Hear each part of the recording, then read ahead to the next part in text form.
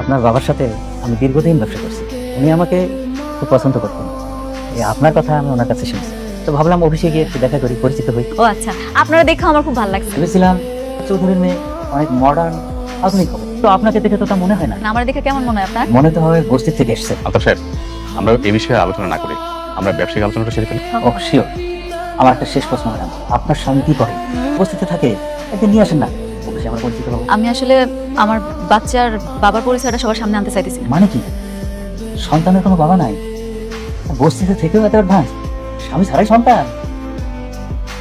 অবশ্য বস্তিতে এরকম স্বামী ছাড়া সন্তান অহরহই হয়। আলতাফ সাহেব, আপনি মুরব্বী মানুষ, আপনার সাথে আমি খারাপ ব্যবহার করতে চাইছি, ভালোই ভালো বলতেছি। আপনি এখন আসতে পারেন স্যার। রিল্যাক্স। আলতাফ সাহেব, আপনার কোনো কমন সেন্স নাই? হ্যাঁ, আপনার সাথে আমাদের সমস্ত ব্যবসা বন্ধ। জান, আপনি জানতে পারেন প্রধান সাহেব, বস্তি থেকে উঠে আসা একটা মেয়ের জন্য আমাকে অপমান করতেছে, কিন্তু দেখে নেব। এটা আপনার প্রাপ্য ছিল। জান।